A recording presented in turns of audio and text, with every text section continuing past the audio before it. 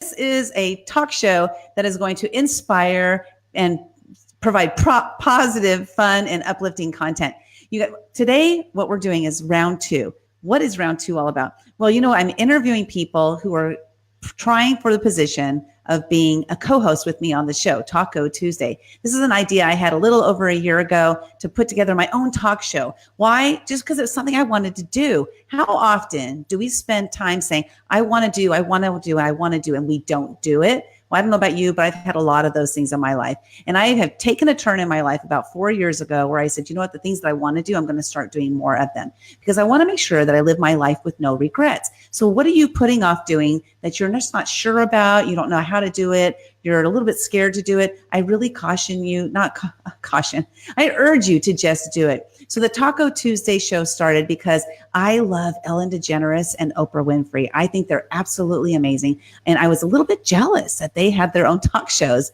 And I said, shoot, we've got Be Live TV, we've got Facebook. I can do all this live stuff. Why don't I create my own talk show? And so I did. Taco Tuesday. Well, round two, what we're doing is we're interviewing people who would be a good fit to be a co-host for the official show, which actually starts January 8th of 2019.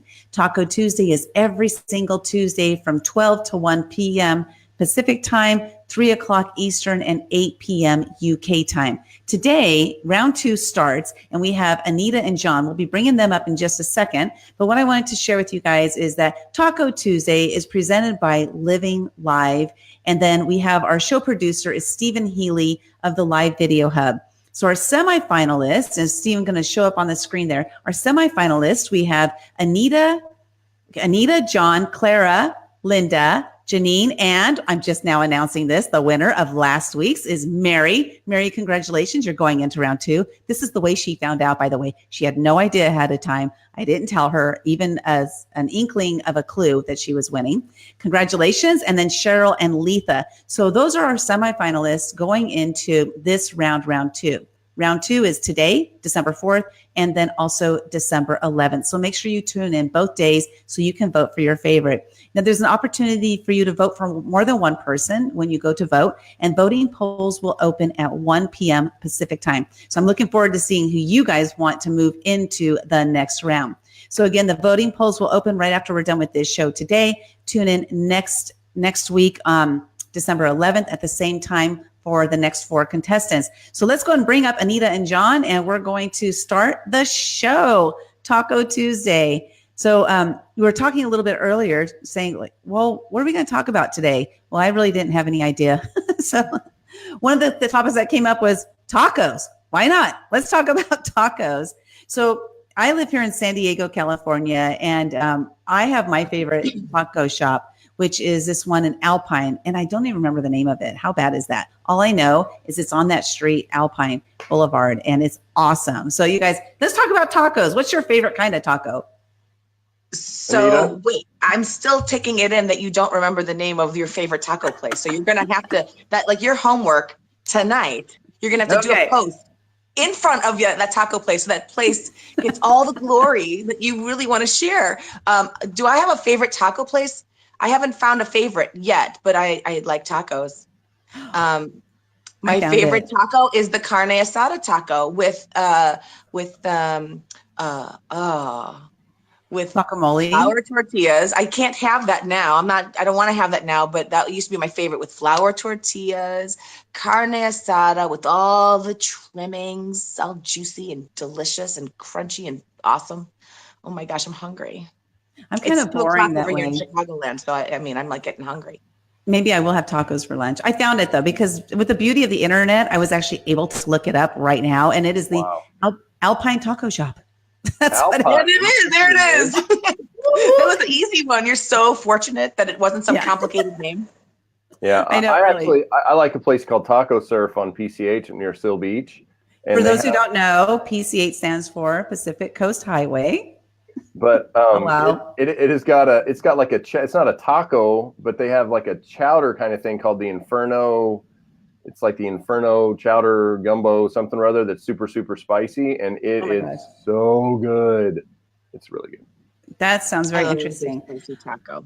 Yeah. I'm kind of a boring person when it comes to food because I'm kind of bland and I like to have the same thing every time. So I'll go to a place and I'll have every intention. Well, I look at the menu, but I still order the same thing every time. Do you guys do that or am I alone? Certain places, I'm like that too. I mean, I have to be in a mood to be dangerous and try another meal, another dish. But usually when you know it's a good thing, it's a sure thing. And I want my money to go to a sure thing usually. So when I want to be adventurous, there's a risk. So you have to kind of be in a mood for that. Yeah, I had my birthday a couple of weeks ago, and I went to. Happy birthday. Thank you. And you sang happy birthday. It was actually when we did our first audition, I think. Yeah, that's cool. Yeah, I sang you happy birthday. Yeah. So I went to Jersey Mike's for a sub because I was looking at all the places I get free food because I'm a big guy, so I like to eat. Oh, right. So I went and I got a free sub. I got a pastrami Reuben from Jersey Mike's, and then I literally ended up going there, I think, 5 days out of the next 7. And what I got the pastrami Reuben, then I got the regular cheesesteak, then I got the chicken cheesesteak, something or other, and then I got the regular cheesesteak again, just with double meat. So, it's gosh. Well, it's funny you mentioned that because the birthdays, right? I love to sign up for all those free birthday places, and then see how many I can go to on my birthday. Yeah, I only went to like 2 or 3, and then I was going to go to Benihana because you get a free dinner if you buy one get one free or something. The whole month of your birthday, you can go one time and do that. And I just, with other stuff going on, I didn't have a chance to do that, but I was going to. Okay, let's talk about. I want to talk about birthdays because I just came to mind my funniest birthday story I have. And so, while I tell mine, you guys think if you have any funny ones or like your favorite birthday story. Okay, I was in 2nd grade and I had 5 boyfriends. 5 boyfriends. Yeah, boy, I was quite the girl. You were popular. Yeah. So I had these 5 boyfriends and I invited them to my birthday party. I don't even remember inviting any girls because I was already boy crazy in 2nd grade, So I had these 5 boyfriends over and I went to open my present from my mom. And my mom gave me underwear for my birthday. 2nd grade. Were you trying to ruin my entire life? I don't know, Mom, but rest her soul. She's no longer with us. But the boys, of course, started laughing and they pulled the underwear out and they were throwing them all around the backyard. And I am 55 years old and I still remember that story because it was traumatic. That's pretty hard. Yeah, it would be a totally different story if at 55 you have 5 boyfriends and they're throwing panties around. That's true. Yeah, totally different. Just wow. You guys don't have any embarrassing stories like that? I don't have an embarrassing story. I have a funny story. Okay. My 18th birthday, I love chocolate cheesecake. It's like my weakness. I was like, oh my gosh, I got to have it. And so there was a place, I'm from Arkansas originally, and there was a place that made cakes and cheesecakes and stuff. And so I got a chocolate cheesecake and had it downstairs. My parents live in Arkansas in a 3-level place, and down in the basement is called the playroom.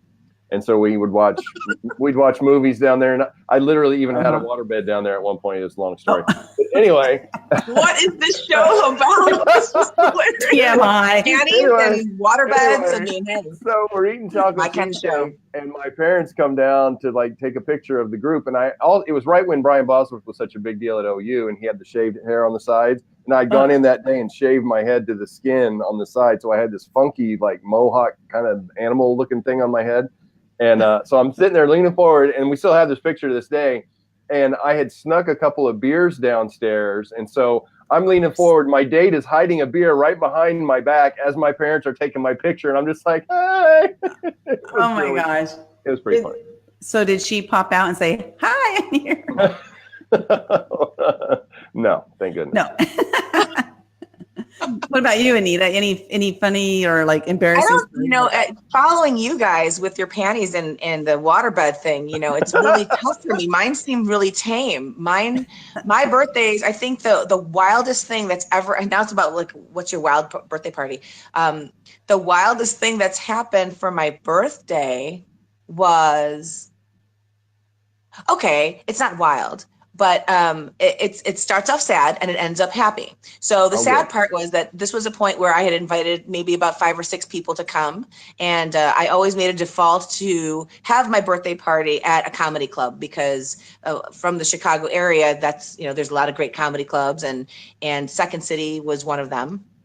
And I knew that no matter what happened on that day, whether it was a good or a bad day, I could end it laughing. So I went to a comedy club, and out of the people that I had invited, a lot of them just couldn't make it last minute. You know, they were parents or they had engagements or something, you know, emergency. One person came. Okay. And luckily, I wasn't at a young age where I'd be devastated. I was more like, oh, that sucked, but I'm still going to a comedy club. I'm going to laugh. So that was a sad part. But the part that became really great was at that time, we were sitting there, and the person that was actually one of the head people there was Jack McBrayer. Everyone knows who he is, right? From 30 Rockefeller, the show. He was... You remember, you know, he's a pretty big deal, but he started off there. I mean, at least Sorry, Jack. I know, poor Jack. Sorry, I know you. And he was so good in his performance. I walked over to him with the one birthday card I had and asked him if he would sign my card, because I thought this guy's going to be so famous one day. And sure enough, it was like a year or two later, he's on TV and he's doing 30 Rock, and it was just really great. So. I told you, it wasn't very, you know, it's not as wild as yours was, but it was fun. Yeah. Yeah, that's a good story. Do you still have that card? Not at the ready, but yes, I do. I absolutely do. Okay. I'll never Jack, forget it. It was admires you. A special moment. She follows you everywhere. If I can find it, then I'll post it and share it with you. Okay, cool. That'll be awesome. Very cool. That made me think about, I don't know. Never mind. I'm not going to tell you what it made me think about. Okay. What are you thinking? What's going on in that mind of yours? Oh my God. Tap into it. All kinds of crap is inside there. It's trying to get out. It's trying to get out. But I'm not going to let it. No, actually, it's nothing about you, but for some reason, this kind of came to my mind is a hoarding, because, you know, like how often do we have things that we hold on to, but no, wow. But it wasn't. He's like, no, wait, no. I was referring to myself, though. This is why this came up, because I was thinking about some of the things I still have from high school. Like I still have these things as memories, and everywhere we move, and my husband and I have moved like 30 or 40 times. I got to take this stuff with me. I got to take it with me. Like everywhere I go, I was like, what's up with that? I know I'm not alone on that one. Maybe worth something someday. That's what it is. Yeah. Do you know what I do in my home when it comes to cleaning? Because I've got my husband and I've got my daughter, and it's a small family, but still we can all create a lot of clutter, and we want to save. My husband likes to save things. He has, and it's not in a terrible way. I get the reason why we save things, because it means something. It holds meaning. But I put on like the Extreme Hoarders show while we clean. Oh, you do? Because we stop and we watch it and we kind of go, oh my God, they pulled out like things that I don't want to talk about, just awful.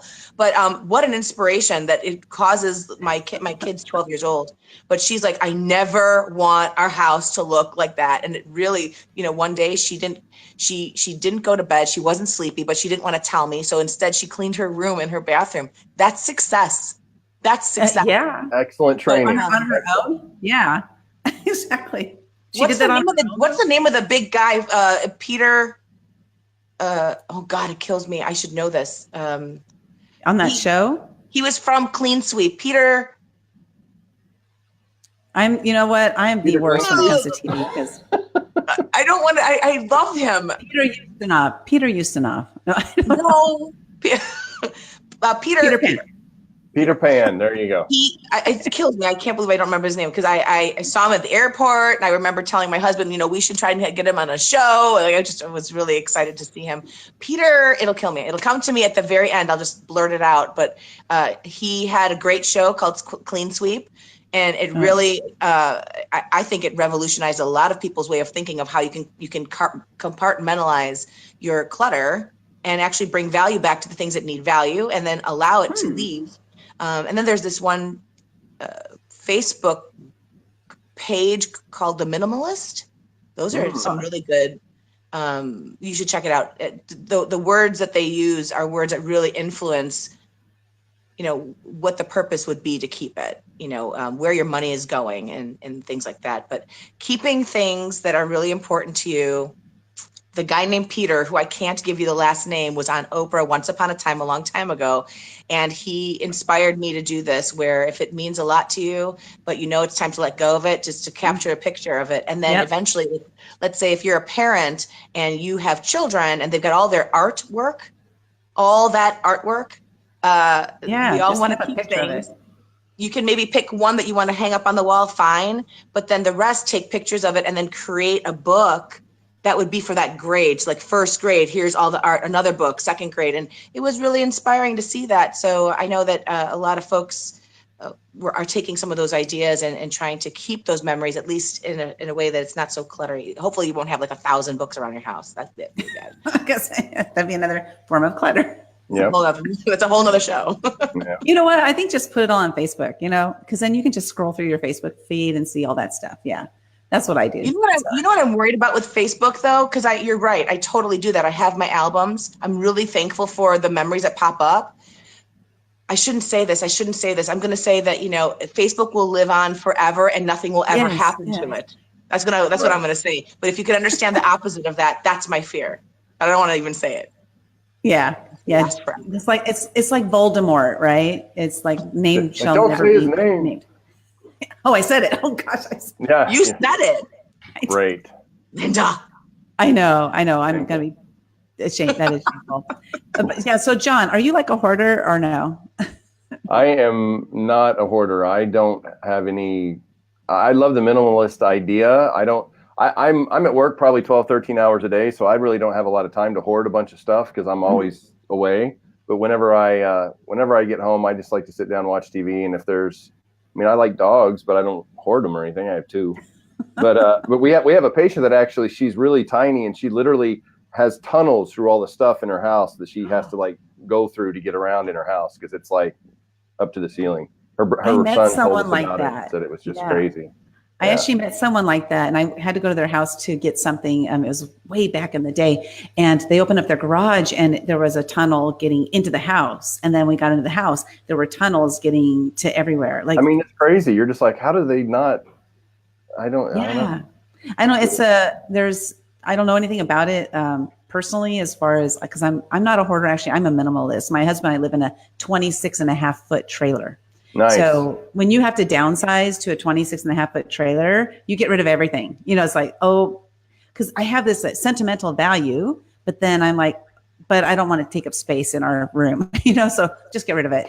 So I'm really good at that. Or you can get a storeroom, and that's just a waste of time too. If you get a storage room and then you just pay for something and you never look at it and never visit it, and you're like, why don't I just get rid of that whole expense? If it's in there, I don't need it. They make a lot of money. They make a lot of money off of those folks. Because when you don't see it, you don't know it, and suddenly it's an auto pay. Yeah. And there goes your money, and it's a waste. Yep. Yeah. Absolutely. And then there's like that Storage Wars or something like that show where you can go bid on that show. Yeah. Like, I guess you like go bid on the space or something like that, sight unseen, and you never know what's going to be in there.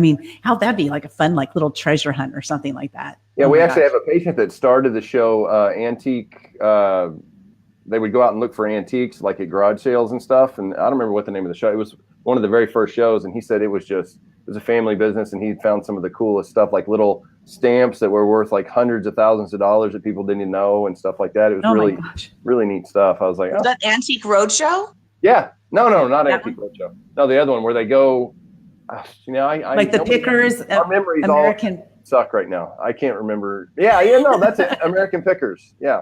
American Pickers. Yeah, that one. He started that. That's awesome. He started that show? Yeah. And then he got tired. That's so cool. Yeah, he got tired of doing it, and so now other people do it, and so. Oh, okay, gotcha. But that is cool. I'm not much into digging through people's old stuff, but there are a lot of people that like to do that, and kudos to you.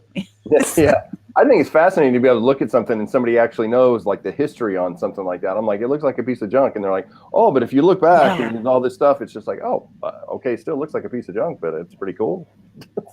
Yeah. And then, like, how do people value those things? Because really, if you think about it, the value of something is only as much as somebody will pay for it. So they're like, oh, the value of this stamp is $100,000. Right. Like, how do they decide on that? If nobody will buy it, it's not worth $100,000. Sorry. What movie was that where they had the stamp that they mailed that had the airplane upside down and they mailed it to the, I don't remember either. So anyway. Was it You Got Mail? I think we're having a trend here, folks. Like exactly. we're saying half of the sentence, but we just all of a sudden can't remember the rest of it. I'm still thinking about Peter's last name. I can't. You'll figure it out. That's awesome. It's so bad. Hey, you guys, say hi to Ryan Gogger. Actually, I'll share really quickly a story about Ryan. So I've known Ryan since the day he was born. His mom and I have been best friends since second grade, and she was not at that party. It was just boys, I think.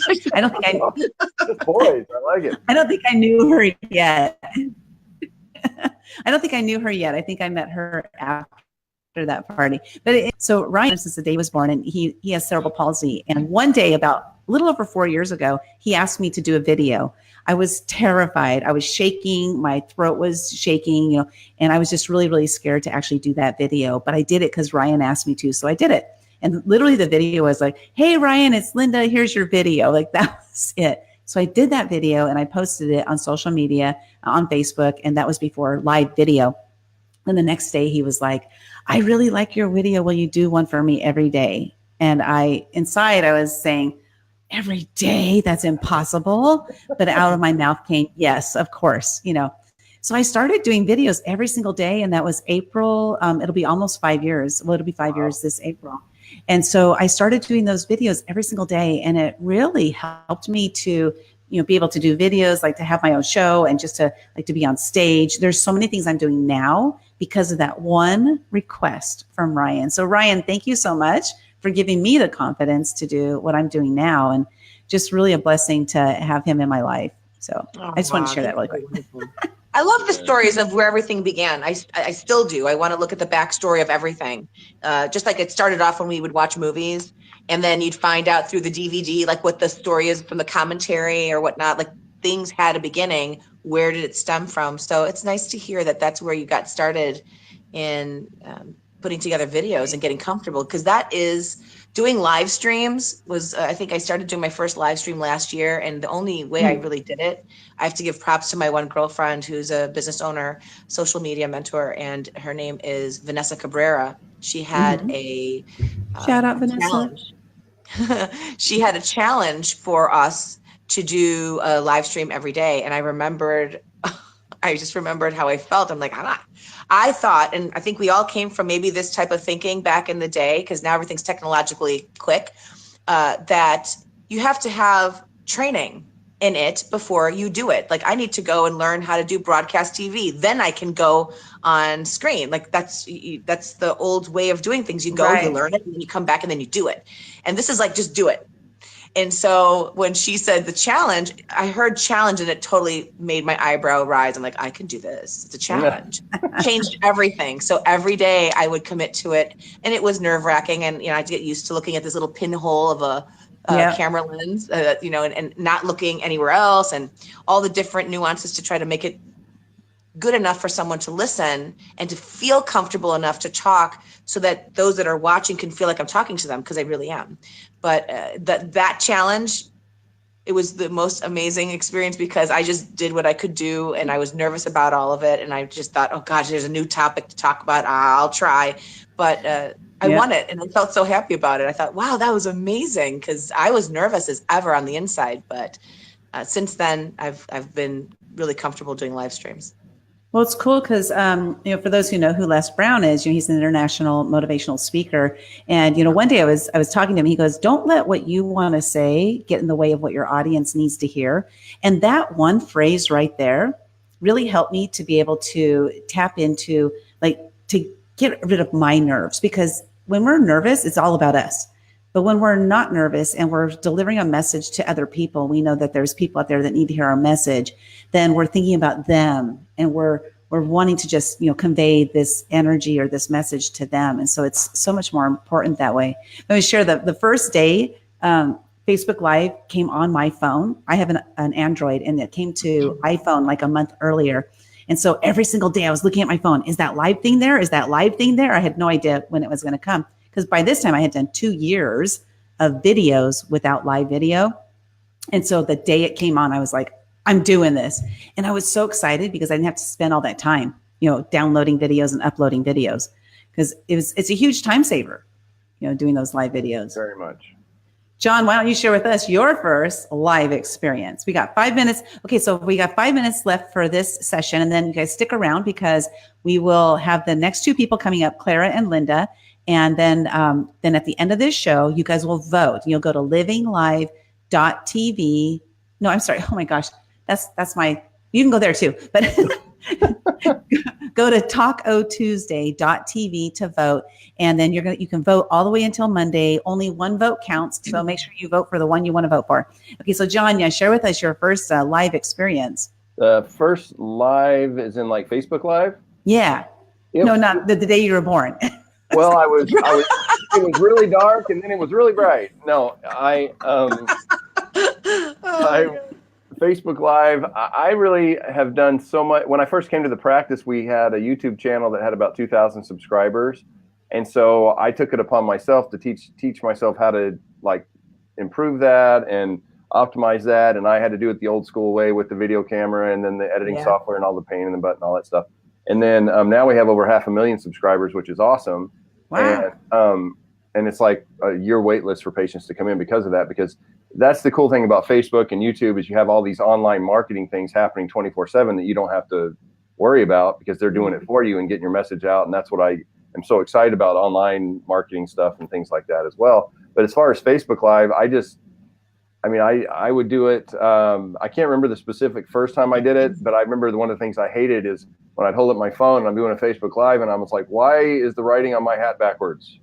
I'm like, I don't like it because everything's flipped around and I'm like, that just looks weird. And if you're like showing the book and you're like, no, the book, you can't read it. And I'm just like, you got to figure out. But I found out you were saying on this new little platform that you can show stuff and you can read it instead of it being inverted. What was that thing? What was the name of that platform? I want to know. It's called Lynda. I know. I still want to know. Oh, I wouldn't know. I'm going to tell you right now. It's called StreamYard. Yeah, go check it out. And that you can go to livinglive.tv/StreamYard. So that's my video live whatever stuff. Awesome. Well, I love that. It's fun doing live videos. And like you said, it's a great way to, share your product, your service, get it out there. And you guys have a year-long waiting list because of what the work that you've done. You've put a lot of hard work into that, building the YouTube channel and everything, but now incorporating live into it too, right? So okay, before we flip to the next people, which is can I throw in one more thing real quick? No. Okay, fine. No, there's an app you can get on if you have an iPhone, an app called Clips. Clips is really awesome because it gives you you can record live video, and it also does closed captions or whatever, captions at the bottom, so it transcribes what you're saying as you do it, so it makes it really fast. Clips, and that's an iPhone app? It's an iPhone app. It's really awesome, and you can make some cool stuff with that. I love that. That is really cool. So before we go, we're gonna close out. Wait, I want to throw something in too. I want to throw Peter Walsh. Peter Walsh. I told you. I was looking for it. It's Peter Walsh. There, I'm done. Done. You win. Okay, but before we go though, I want you guys to share what your life's mission is. So I'll share what mine is, and then you guys share what yours is, and then we'll drop you guys down and bring up the next contestants. Okay, so my life's mission, and so a life's mission is different than your mission for your business or whatever. It's like, this is my personal life's mission, and that's to have as much fun as possible, hanging out with uplifting and positive people who want to make a positive impact on the planet. And ever since I made that declaration, it's been happening, just like you guys. Okay.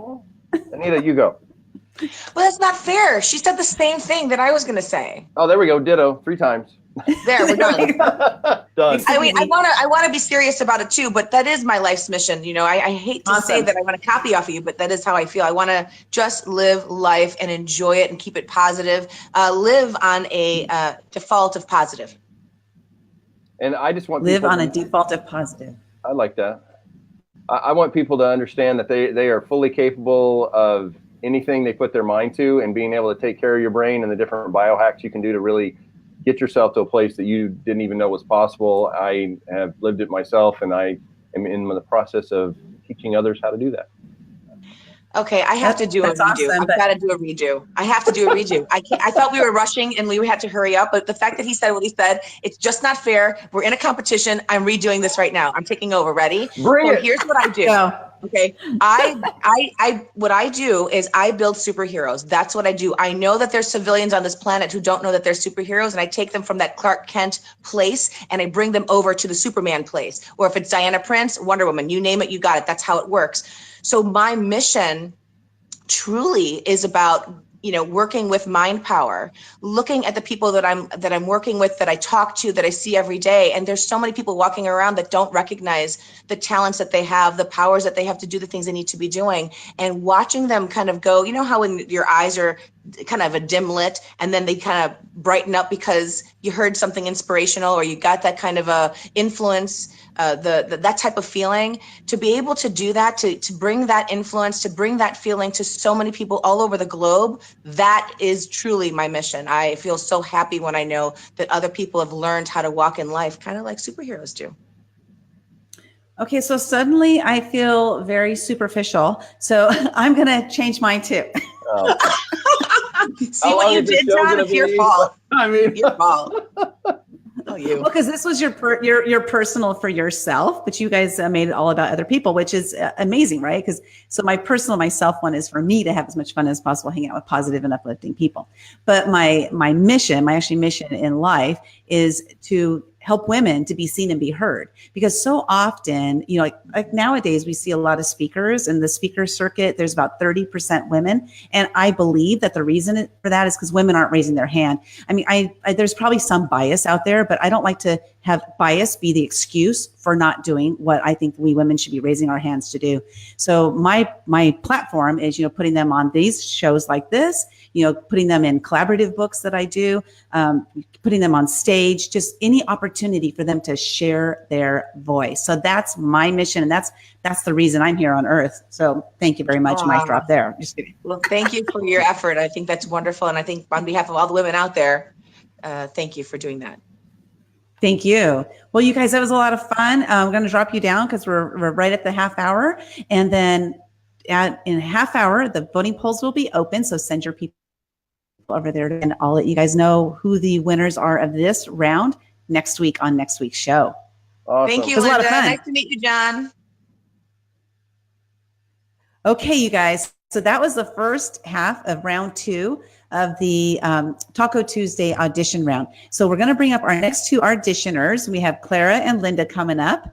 And you remember, after the show is over, the voting polls will be open. Go to tacotuesday.tv, vote for your favorites. You can vote for all 4 if you want to. You can vote for just 1 if you want to. It's all up to you. I've made them buttons so you can choose, however many you want to vote for. And, Lynda and Clara, welcome to round 2. It's good to see you guys today. Hi. So I don't know if funny. you I've got 2 Lyndas here. Oh yeah, Lynda, listen, Lynda, listen, and Lynda. You know that little kid have you guys seen that little kid who's talking to Lynda? He's like, Lynda, listen, Lynda, you're not listening to me. You guys heard that? Yes. Okay, I'm sure Lynda has. I was thinking of the Daryl and my other brother, Daryl. Yes. I actually met 2 Daryls the other day, and they were brothers-in-law. So I thought that was really interesting because immediately I had that. I'm Larry. This is my brother, Daryl. This is my other brother, Daryl. I don't even remember what show that was from, but that was a funny show way back in the day, right? That's right. Shh. You don't need to tell. Heck, I always say my age. I don't care. Because, age is just a number. It doesn't even matter. Like, I'm 55 and I'm proud and I drive. I drive and I'm 55. I'm 53. I can still drive. You're 53. You're just right around the corner from me. Yeah. Awesome. So you guys, I don't know if you listened to any of the last segment, but I don't know. I got a little weird, I guess, but that's okay because that's who I am. It's all good. Well, I have to know. Oh, Clara. So that, what is your microphone? That's very silvery. Like, what is that? That's this my mic. This is the Blue Snowball. I love this mic. This is wonderful. Yeah, that is so cool. It's my I love signature. I do. I love that. It's so pretty. I thought it was a Christmas tree ornament first. So I was like, why not? Christmas tree right there? I can put little things on it, put a bow, and it'll work. Exactly. Yeah. Why not? Put lights around it. Sure. Yeah. Well, you guys, I want to, thank you for trying out, for this, position, to be a co-host on the Taco Tuesday show. And, we started off the last segment talking about tacos, which I thought was kind of funny. So let's start this one off, talking about tacos. And I figured out my favorite taco place actually is in Alpine, California. It's about 30 miles east of San Diego. It's called Alpine Taco Shop. And they have the best tacos because they're loaded, like they're nice and full. And boy, do you get full when you eat them. Because some taco places, you just get like this little sliver of meat. And that's not my type of taco. No. But what do you guys think about tacos? You guys love tacos, hate tacos? What's the deal? I'm not that fond of them. I mean, it's okay. I'm not really a big meat eater, but if I do get them, it's not too bad. And if I do, I probably would go into Del Mar. There's a place in Del Mar, and I don't even know the name of it, but they have Taco Tuesday if I ever do. But that's kind of my thing. But yeah, Taco Tuesday. That's the name of the show. I have a place. It's called. Funny as that, right? It's called Tijuana Taxi Company, and I love going in there. That name. Oh yeah, it's great. And so what I go in there for. I can make my own taco kind of because I like the fajitas, but I like the 3. So you get your shrimp and your chicken and your steak, and it's got all your fixings, and then you can create your own and put it all together and eat it like a taco. So this place is great. I absolutely love it. And of course, you got to have the margaritas to go with it, right? Yeah. Oh heck, who needs the tacos? Yeah. I just have the margaritas. That's right. So it's Tijuana Taco. Where is that located? Well, see, I'm in Florida. I'm in Fort Lauderdale. So it's right in here. It's so awesome. You got to have some. That's interesting that because Tijuana is like way here on the West Coast. And then I guess they decided they needed the Tijuana tacos over there in Fort Lauderdale. Yeah. Yeah. Right. Just bring it on over there. We have a lot of Spanish influence here. So much. Oh, okay. And so we have so many different outlets. It's a microcosm of all different kinds of people and foods and things like that. That's why I love it, because you can try everything. It's all right here. That's cool. That's like just a melting pot, right? Yeah, absolutely. So what do you guys have planned for the holidays? I'm going to be with my kids, so I'm really looking forward to being with them for the holidays, and it'll be here, so it'll be nice. I'm looking forward to that. I'm actually taking a trip Can you guys hear me okay? Ohio. Yeah. Yes. Yeah, we can hear you, Lynda. Yeah. Okay. Yeah. Okay. I'm going to Ohio. I moved here from Ohio. So I haven't been to Ohio for 3 years. So I'm looking forward to going back, seeing the family, because it was just me and my husband that moved here. My kids are older. They're all back in Ohio. So it's going to be fun. It's in the Akron-Canton area. So we're going to enjoy just spending some time. And the reason why I came here is because I didn't want to have to deal with the weather, because I really hate cold weather. Okay. I'm the type of girl that goes to bed with socks on. I'm with you. So I'm trying to find all my stuff that I packed away somewhere, talking about pack rats, right? I packed away a whole bunch of stuff of winter stuff. So I gotta find it because it's gonna be pretty damn cold. Oh yeah. Yeah. Well, will you get snow there? In Ohio? Oh yeah. Well, it's always cold in Ohio. Yeah. Okay. Well, my kids, their dad was from Ohio. I'm remarried now, but their dad was from Ohio. And so the kids, when they would go visit, there was, what do you call it? Amish family. Absolutely. That was their babysitter. Mm-hmm. And so they would go to this Amish household to, babysat. And they literally had the outhouse. I mean, it was like old fashioned. They didn't have any, because I know some Amish people now have electricity and stuff, but they didn't. They didn't have any electricity. The porta potties, or whatever you call it, the outhouse was outside and everything. And then they had the buggies and everything. And my kids were like, I hate it here. It's so awful. Our babysitter, they only have a bathroom and all this stuff. But, but now looking back, that was a cool experience, because who really gets to experience that? I mean, that's a really cool experience, I think. Absolutely. Yeah. Mm-hmm. Very different. Times have changed. Thank goodness. Insane. I know, I think about like, what would it be like to live in the 1800s? I'm so glad I wasn't born then, because I would be a terrible 1800s person. Or even like the early 1900s. I would just be a terrible one of those, I like clean. Yeah. I like, I don't like dirt. So, back in the day when they didn't have sidewalks, I always think if I'm walking on an area, I know a lot of people like trail running and stuff like that. I'm not into that. But, like when I'm walking on the sidewalk and stuff, and then you walk on the dirt, and like, I'm just not into that. I like walking on the sidewalk. I don't know. I like clean. Yeah, I even have problems camping, so I don't think I would do too well. I know, like glamping, right? You like glamping. No, I have to have all my stuff. I got to plug it in somewhere. Well, they probably make solar electricity stuff that you can, I don't know, I don't do camping either. So I don't know, maybe there is something like that. We used to go camping when I was a kid, and my mom did all the work, and so that's what I thought camping was about. So I got married to my current husband. I got married, and he goes, "Hey, let's go camping." I'm like, "Cool, let's." And we got out there camping, and it was time to cook. And I was like, "Are you going to cook?" I hope you're going to cook, right? Because I don't know how to camp. We stayed there one night. That was enough for me. I'll have to say I do like to camp. That is one thing I do. But I wouldn't have wanted to have been in the 1800s. The horse and buggy thing would not have been for me. Camping I can do. But yeah, I've learned that because our kids grew up in the desert, riding toy, the bikes and all of that. So, and I had a golf cart that I kind of rode around in. So it's pretty cool. I like golf carts. Good bonding time. Yeah. Yeah, there you go. You take the golf cart. It's on dirt. Yes. No, not dirt. Golf cart camping. Lifted up wheels, So it was fun. It was really fun. Yeah. Yeah. That's cool. I do like driving golf carts though. That's kind of fun. Like I've gone golfing and I've said, "Can I drive?" I don't want to golf. I just want to drive. Just right. Drive everybody around. I'm not very good at golf. That's fun.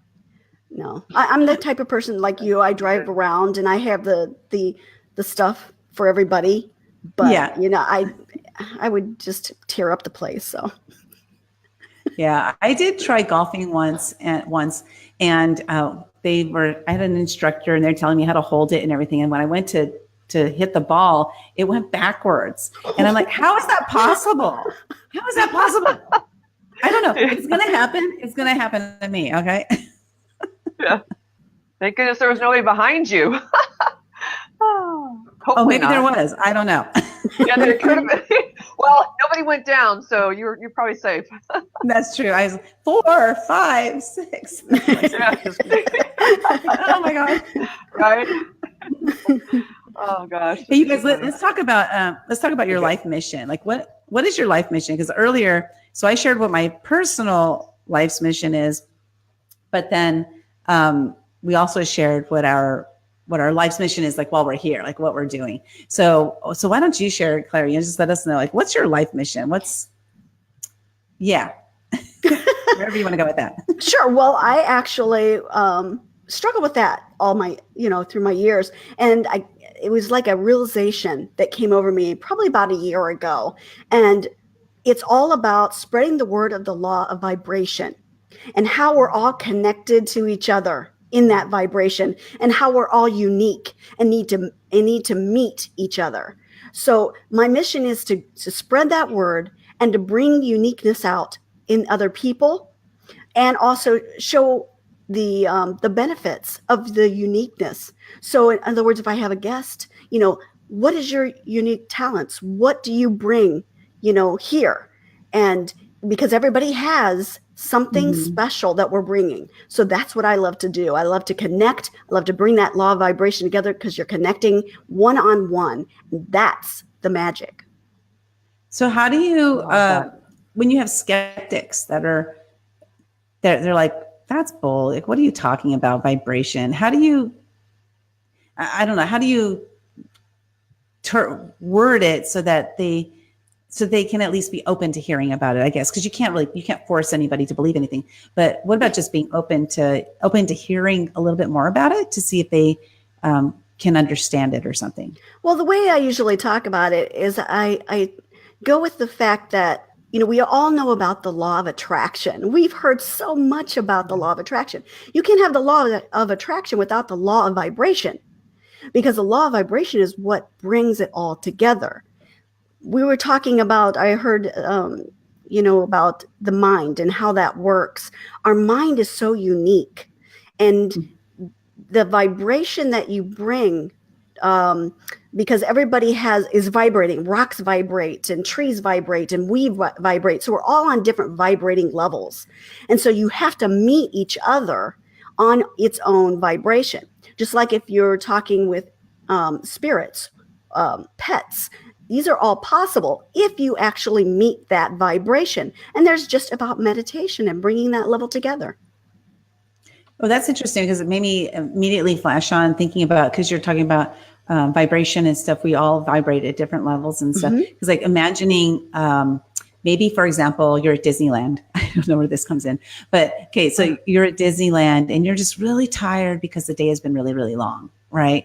And so your vibration level has maybe lowered. I'm not sure. That is correct. Absolutely. Okay. You can deplete your vibration has dropped, right? But then you're like, oh, we're going to go on that ride. I'm so excited. I can't wait to get on the ride. And then you run over there because you're so excited to go on that, whatever that ride is. So you can actually I've noticed myself, I can go from a deep level of just doing nothing to an immediate excitement, which my vibration level has changed, and I can actually feel it. Like I can feel that I'm vibrating or buzzing. And you're going to love this story. So you've just experienced the law of vibration. That's a simple thing, because you can change your vibration. You can learn how to change your vibration to, if you're tired and you're exhausted, bringing that vibration up, learning how to do it. Simple songs that make us happy. That's a different vibration. You're bringing yourself up. So there's a lot of different things and nuances to it. That's awesome. Yeah, and I think too, go ahead. Oh, I was going to say, do you mind if I interject in there? Yeah, go ahead. I think too that on vibration too, that when you're meditating, it's not necessarily being on a ride like you had mentioned, or being out or doing something that you love, but you can be in a meditation and have your vibration rise. It's really about that connection. I look at it as sound waves too. Exactly. So I think that there's many levels that if you're tuning in with yourself, that you can actually raise your vibration just by sound waves sitting, are another form of vibration. Yeah. Yeah. Oh, that's absolutely. interesting. It's like tuning into a radio station. Yeah. Exactly. That's what you're doing. You're tuning into somebody else to communicate. Yes. Well, I'm going to share with you guys just a quick story, because this kind of goes along that lines. Is I was attending, when I first started my entrepreneurship journey, I attended an event. It was a 3-day event. And during that event, I learned a lot of things. Like there was just my mind was being blast open. Right. But what happened is my body, literally, I call it buzzing. I don't know, neurons or whatever we have inside of us, but my entire body was going like this. And it lasted 2 weeks. It lasted 2 full weeks. And I had no idea what it was, because I had never heard of any of this kind of stuff before, vibration and stuff like that. But it was literally just buzzing for an entire 2 weeks. And when it was over, when it stopped buzzing, what I realized is that I started vibrating at that level. Yeah. So your body was getting used to it. Right. It wasn't like it disappeared. No, it's that was my new level of vibration. It was so cool, but I didn't really realize that, the actual realization of that's what happened for a couple of years, until I started hearing about, the law of vibration and stuff. So gosh, awesome. Thanks for reminding me of that story, because as you can see how excited I got just talking about it, right? Absolutely. Yeah. So cool. So Lynda, why don't you share with us your life's mission? Gosh, I would have to say really pretty much all my life I've been positive. I've had things happen in my life, but it's really been my mission all my life is making a difference in humanity, being able to shift the consciousness in a way that helps people see things very differently, because we get programmed from the time that we're born, right, into schools and society and our family and friends and institutions and things like that. So we're constantly being programmed. So for me, it's all about taking that and shifting that perspective on someone's life to be able to bring that peace and that hope that they can have, that can actually shift the whole world, shift the vibration, shift the energy. And so I think once we do that, that we are able to have a different mindset about our life, and we can come from a different perspective. And I think when we come from a different perspective, our life can be very different. But as long as we're in that same mentality, and I especially know now with a lot of the energies and things that have been happening, just going on in the world, externally and internally, it's really important that we all just really raise our vibrations, which is really good, Claire, what you're talking about is really raising our vibrations to that. And so I'm very passionate about that. I mean, for me, it's really been my life. It's what I eat, breathe, and sleep. I mean, for me, it's like, if I can't be doing this, then I would rather not be here, because it's really that important. Because I think it takes each one of us as an individual to be able to work on ourselves and release the things that no longer serve us. And like you said, you went to this event and it changed your life. And, when you made that decision, it's a choice, right? Right. The choice that we made to be able to do that. So, but why would I want to make that choice? If you see and you feel a benefit from that, then you're going to do that. So it's just, I'm very passionate. And also I was listening to your mission as well, your personal and your life mission. And mine too is all about fun. I think that we're really meant here to have fun, not struggle. Like I look at the earth as a playground. How can we learn from our experiences? How can we play at the same time and interact with one another? Because we're all connected. I think it's important to make, important. Oh, sorry. I was going to say, I think it's very important that we actually make a conscious choice, because we all have free will. So our free will says, hey, you know what? I'm going to make this change for the positive. I'm going to do this. Yeah. And so when you make that change and you start going, man, there's so much you can do. Yeah, I call that conscious living. When you're living in the moment consciously, what you're eating, what your intention is. I mean, we all have the intention of waking up in the morning. That's our intention, right? Our feet hit the floor, and the next thing you know, then you're going to go out and do what you're going to do. What is your intention? But if you can consciously be living every moment about what your actions are, what your thoughts are, and being in that moment instead of trying to project outwardly, because when we do project outwardly, that really does have an effect to bring back to us. So I just think it's really important. Yeah. You said something that you said, like, it wasn't, I can't get the exact words, but it was, like letting go basically of those things that no longer serve you. Releasing. Yeah. And I believe in that strongly too, as well as people, because there are a lot of people who no longer serve you and are trying to drag you down. And I've had this experience, because I've been going on this personal development journey for 4 years now. And during that 4 years, I've had people that I've had to just kind of fall off without consciously not consciously letting them go, but they kind of disappear. And I look back and I'm like, where's so-and-so, if I actually take time to look. And, I've had it happening in my life more recently too, because my growth is very fast. And because it's very fast, it gets very scary for people in your personal life, because they don't understand what's wrong with you. Why are you changing? You're becoming a whole different person. You belong to a cult now. They're like, they have no clue. You're too positive. It can't be, And so I've actually had people, tell me they think I belong to a cult, because I've become this absolutely positive person. I used to be very negative. So unlike you, Lynda, I grew up in a very negative, I don't know what your environment was growing up, but I grew up in a very negative environment, and I had negative thoughts all the time. And I would even, if I got stuck in traffic, I would even say stuff out loud to myself, out loud in the car, there better be somebody dead up there because I'm going to be late for work. I mean, that was the way I thought. That was my mindset.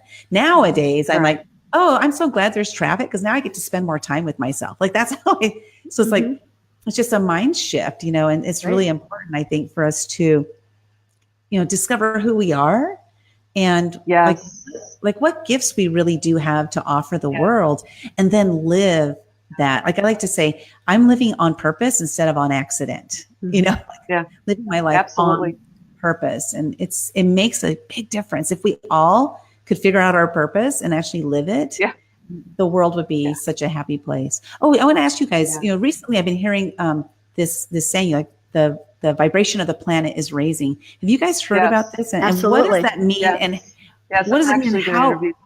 And how is it happening? How is it happening? What's causing it?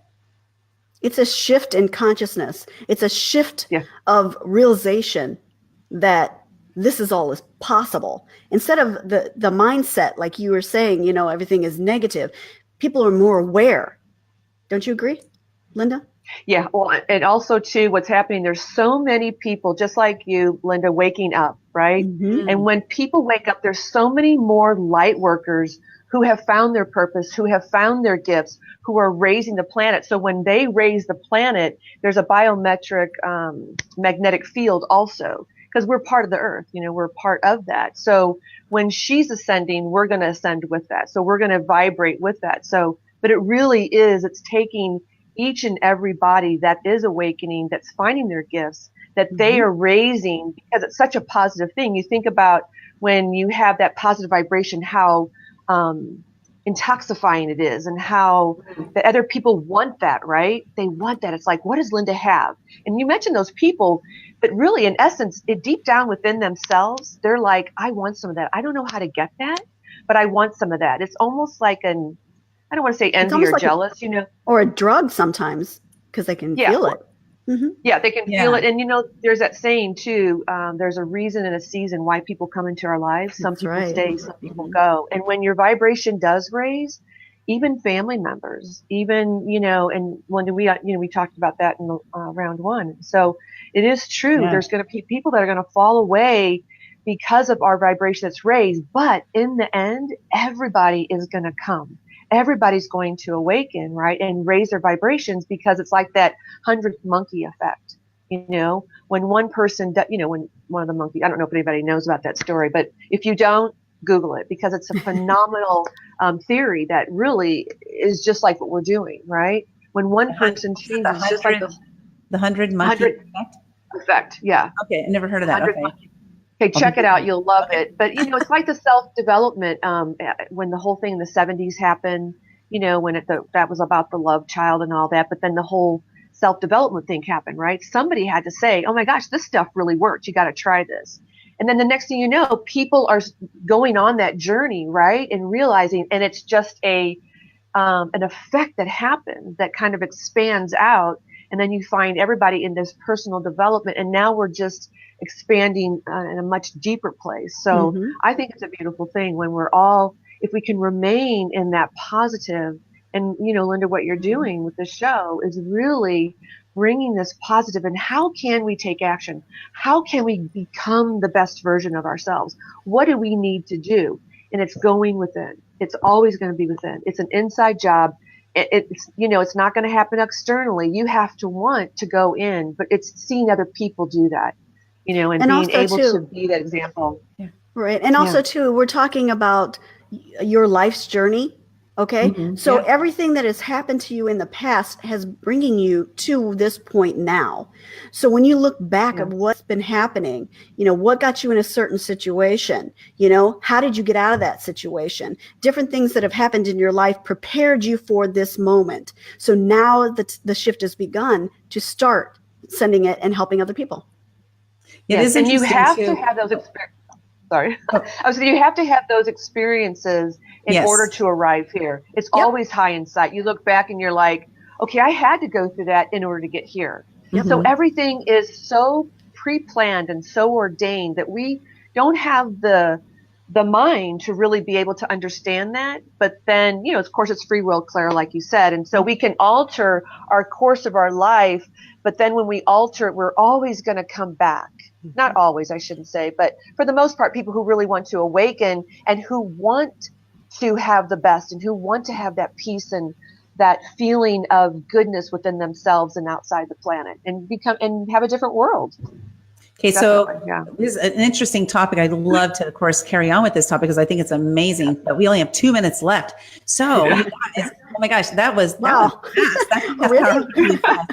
But I just want to really quick touch on that. And it's so true because, like Lynda, you were talking about, you know, like everything that has happened in our lives, you know, has helped us to get to where we are today. And we hear that saying all the time, you know, I had to go through that in order to get to where I am today. And I appreciate where I am today because of all the stuff I went through, blah, blah, blah. Right. But the bottom line is that if you're going through a point in your life right now that is not a happy time, it's a very negative time in your life right now. But if you can look at that reality of saying that, okay, I'm going through this right now, but I know that everything's going to be okay. And then when I come out of this, everything's going to be better, because then you can see the positivity in the negative that's going on. So with that, I'm going to have to dismiss you guys, send you guys back down to the lobby. And so the voting polls are going to open in 2 minutes, you guys. And you go ahead and vote for, vote for one of them, vote for all 4 of them, vote for 2 of them. It's up to you. Vote for the ones that you think were going to be a best fit to be on the show, Taco Tuesday. Go to tacotuesday.tv, and that's TALK, not taco, but tacotuesday.tv. This has been a really great show. I've really enjoyed, spending time with the 4 people that we have that are the auditioneers, as I like to call them. And then I look forward to seeing you guys next Tuesday, December 11th. And next Tuesday, we're going to have on the show Janine, Mary, Cheryl, and Letha. There we go. So that's next Tuesday at 12 o'clock Pacific, 3 p.m. Eastern, 8 p.m. UK time. Tune in for Taco Tuesday. Again, voting polls will open in 1 more minute. So go to tacotuesday.tv and vote for your favorite. And we will see you guys next week. Have a great day. Bye-bye now.